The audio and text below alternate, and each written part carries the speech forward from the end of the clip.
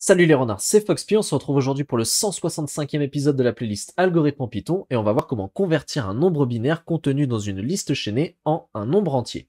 Donc ici, vous avez la méthode que nous allons utiliser pour justement convertir ce nombre binaire et juste au-dessus là, c'est toutes les méthodes que l'on a codées concernant les listes chaînées. Donc là, vous voyez que on a tout en haut notre liste chaînée qui s'appelle linked list et qui se sert des nodes nœuds pour pouvoir fonctionner. Donc là, si je vous fais un petit exemple, nous avons une liste chaînée ici qui représente le nombre 101, et chaque élément ici représente un nœud. Chaque nœud pointe vers le nœud suivant. Donc le 1 pointe vers le 0 ici, et le 0 pointe vers le 1.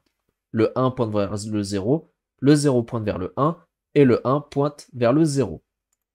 Ce que l'on va faire, c'est qu'avec cette méthode, on va pouvoir renvoyer la valeur en base décimale d'un nombre binaire représenté par une liste chaînée. Donc là, on a bien un nombre binaire représenté par une liste chaînée.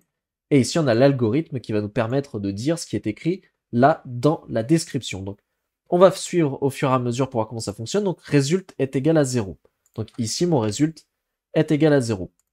First est égal à list.first. List, c'est une liste chaînée, donc on va récupérer le premier élément de la liste chaînée. Ici, le premier élément, c'est le nœud 1. Donc, on récupère le nœud 1. Et là, on va avoir une boucle. Tant que first, ça veut dire tant que on a un nœud qui est défini, eh bien, on va boucler. Result est égal à result fois 2 plus first.item. Alors, item ici, vous voyez, underscore item, je vais vous montrer tout en haut sur le nœud. Ici, le underscore item, c'est tout simplement la valeur. Et next, c'est le nœud sur lequel il pointe. Donc ici, la valeur, ça va être un 1. Donc, on va faire result fois 2 plus 1. Donc ça fera 0 fois 2 plus 1. Et ça, c'est égal à 1. Donc là, pour le moment, résultat est égal à 1. Ensuite, first est égal à first.next. Donc on passe au nœud suivant, ça sera le 0 ici. On refait un tour de boucle. Est-ce que first est défini? Eh bien oui, il est défini, c'est le nœud 0 ici. Donc on redescend. Result est égal à result fois 2. Donc result est égal à 1. Là, on fait 1 fois 2 plus first.item. Notre item, c'est 0. Donc on fait 1 fois 2 plus 0. Et cela nous donne 2. On refait enfin, first est égal à first.next. Donc ici, on était sur le first 0. On passe au 1, qui est ici. Et on refait un tour de boucle. Est-ce que first est défini? Eh bien oui. Donc result est égal à result fois 2. Là, result est égal à 2, donc on va faire 2 fois 2 plus first.item, c'est notre 1 ici. Donc 2 fois 2 plus 1, et ça, c'est égal à 5. Ensuite, j'ai juste oublié ici, hop, mais tout à la fin, ça pointe vers none, ça ne pointe vers rien. Donc ici, first est égal à first.next, le next, c'est le none. Donc est-ce que first est défini? Non. Donc on sort de la boucle et on renvoie le résultat. Le résultat, c'est 5, et en effet, 101 en nombre binaire, c'est 5. Alors pourquoi ça fonctionne? Pourquoi il y a le fois 2 ici?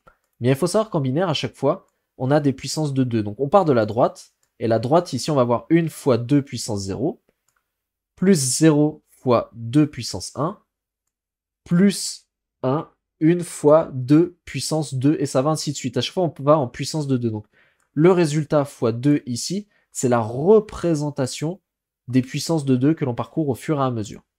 Donc là, 101 en binaire est égal à 5 en décimale. On va le faire avec une chaîne de longueur paire, donc 1, 0, 1, 0, none ici. Donc, ce qu'on peut même faire, tiens, je vais juste faire ça, hop, comme ça, on va faire 1110. Alors, first est égal à 0, ici, result est égal à 0, et first est égal à list.first, donc là, notre premier élément, c'est le 1 ici. Donc, hop, on écrit le 1.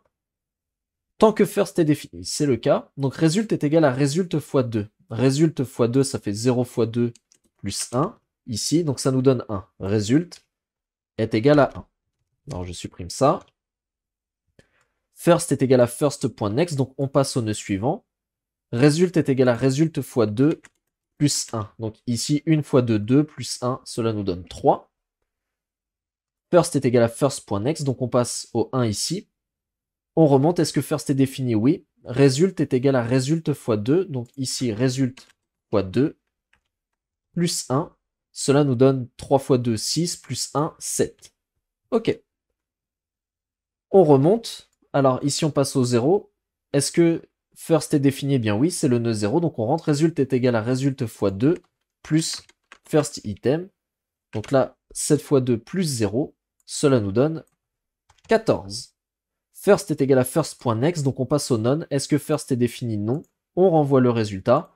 Le résultat, c'est 14. Et en effet, 1110, c'est égal à 14, puisque 1111, c'est égal à 15, et qu'ensuite on passe à 10 000, et 10 000, c'est le 16, donc c'est 2 puissance 4. Voilà, donc là, ici, c'est le même principe. Vous pouvez obtenir ce nombre en faisant 0 fois 2 puissance 0, plus 1 fois 2 puissance 1, plus 1 fois 2 puissance 2, plus 1 fois 2 puissance 3. Et c'est la représentation ici de la multiplication par 2. Comme on démarre à gauche, à chaque fois, le résultat, on le multiplie par 2 et par 2 et par 2 pour avoir sa représentation ici en binaire. Donc, 1110 est égal à 14. Donc là, nous avons bien créé une méthode qui permet de renvoyer la valeur en base décimale d'un nombre binaire représenté par une liste chaînée. Si cet épisode vous a plu, n'hésitez pas à le liker, à le partager et à le commenter. Et on se retrouve à très bientôt pour un nouvel épisode d'Algorithmie en Python.